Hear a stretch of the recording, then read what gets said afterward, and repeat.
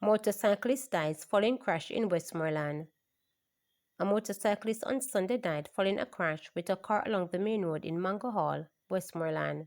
He is 47-year-old Ricardo Bell of Old Hope Road, district in Little London in the parish. Reports are that about 9:15 a.m., Bell was riding along the roadway when, upon reaching an intersection, he crashed into a Toyota motor vehicle. He was assisted to the Savannah Lamar Hospital, where he succumbed to his injuries. The Little London police are investigating the matter. Bunting Tavares Finston clash over SOE judgment. You can't be wrong and strong, though we've seen that before. That was the advice given to an irritated president of the Senate, Tom Tavares Finston, on Friday by opposition Senator Peter Bunting, as both men clashed after Bunting told government senators and Tavares Finston that they should apologize to opposition senators in the wake of Friday's ruling by the Constitutional Court of the administration's use of states of emergency SOEs to combat rising crime. The court ruled that the SOEs declared by the government between 2018 and 2023 were unconstitutional. Bunting, the leader of opposition business in the Senate, made the remarks during his contribution to the debate on the Income Tax Relief, Large-Scale Project and Pioneer Industries Act 2025, which was piloted by Minister of Industry, Investment and Commerce, Senator Auburn Hill. The act seeks to incentivize large-scale investments of a minimum of $1 billion or $150 billion.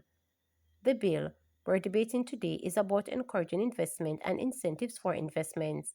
My main point that I want to make is that the greatest incentive for investors and investments is a country that operates under the rule of law, and in particular, a country where the highest law, the Constitution, is respected, Bunting noted.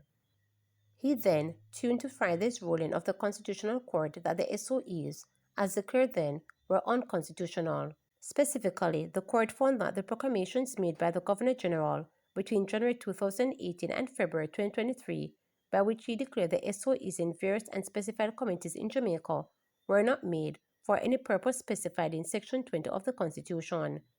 Bunting commended those who said they had the courage to bring legal challenges to those unconstitutional measures brought by the government. The court challenge was brought by People's National Party PNP General Secretary Dr. Dayton Campbell. I want to salute my colleague senators who were private and abused of this chamber in the most vulgar and personal way by our colleagues on the other side for standing up for the rights of the people and standing up for the Constitution of this country, stated Bunting. You should all be ashamed here today, and if any of you have a little decency, any sense of graciousness, you should stand up and apologize to us today. Don't leave it any longer today. Senator Hill, when he got up to close the debate, you should apologize, Bunting encouraged. The judgment today has shown that no regime which wishes to bully whether Parliament or civil servants or the judiciary will get away with it. No regime will get away with it. This is much more important than the bill we're debating here today, Bunting argued. Bunting, a former National Security Minister, then reiterated that the huge reduction in murders seen last year never occurred during the period of the widespread use of the SOEs. He asserted that the reductions only occurred after the opposition ceased supporting the extension of states of emergency and made them pointless. The use of it was effectively discontinued. That was the only time that we saw reductions, he insisted. Bunting said that up to 2023, there were no reductions in homicides. In fact, for the 8 years 2016 to 2023, those 8 years, every single year more Jamaicans were murdered than in any year under the previous PNP regime. 2,300 more Jamaicans were murdered in those 8 years than it had just maintained the average of the previous 4 years. Then, them talk about SOE work, he noted. These strategies were recommended, or that we've been following by the JCF, the Jamaica Constabulary Force today, which is responsible for the reduction in the murders, he claimed. The opposition senator then turned his attention to Tavares Finston, quoting extensively from a statement the Senate President made in 2021 when the opposition voted against extending the SOEs. Having told Tavares Finston that he should apologize for those remarks, the Senate President said, I just want you to remind me of my words Let me see if I want to apologize. Remember me of them, man. Thought make me hear. Thought make me hear what you are say. Bunting reading from an online article from November 2021 quoted Tavares Spencer as saying, "Three unelected members of this House have voted against this resolution." No account has been taken of the elected representatives from Hanover, St. James, and Westmoreland, all of whom supported states of emergency.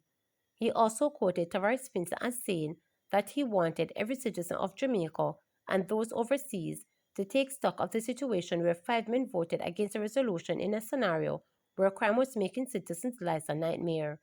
This country needs to revisit this provision because it flies in the face of every single one that is sensible.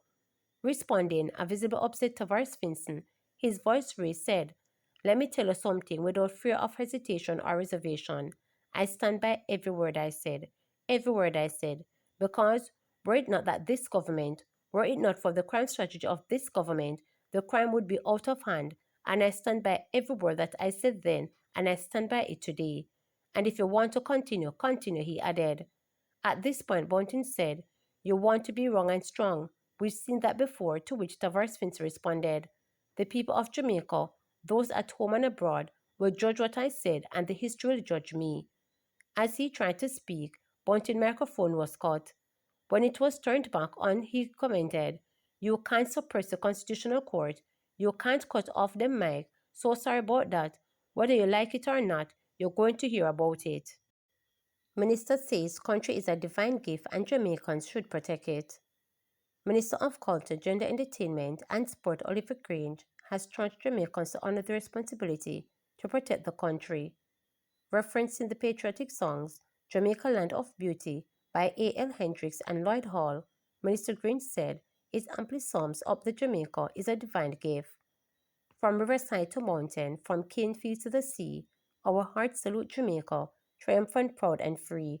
It is an exciting reminder of how richly we are blessed, but more than that, the song calls on us to take action. Jamaica, land of beauty, we promise faithfully to serve thee with our talents and bring our gifts to thee, she stated.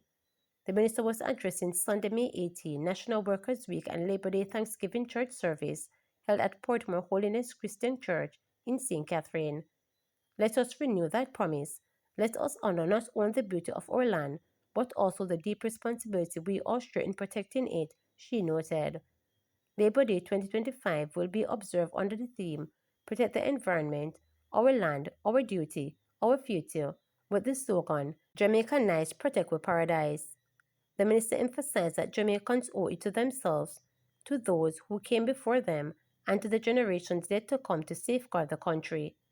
The establishment of the Environmental and Research Park at Mace River in Clarendon has been selected as the 2025 National Labor Day project. Meanwhile, the minister praised the stalwarts whose sweat, sacrifice, and struggle laid the foundation for the freedom Jamaicans now enjoy, and also praised the workers who build the nation every day. Murders continue downward, with 42% reduction in homicides. Murders in Jamaica continue to trend downward, with the latest crime statistics showing a 42% year-on-year reduction. Last week, the country recorded 9 murders, bringing the total to 257 as of May 17, a significant drop from 439 homicides recorded during the same period last year. The police divisions with the highest number of murders are St. Andrew South 35, St. Catherine South 24, St. James 22, St. Anne 18, Kingston West 18, and St. Catherine North 18. Trelawny has recorded the fewest with 6 homicides. 16 of the 19 police divisions have reported decline in murder rates. Shooting injuries, rape, and robbery are also down, although break-ins have increased by 16%. Overall, several crimes have decreased by 22% year-on-year. In 2024, Jamaica averaged 22 murders per week. Currently, the weekly average stands at 13. To subscribe, like, share, and click the notification bell for daily updates.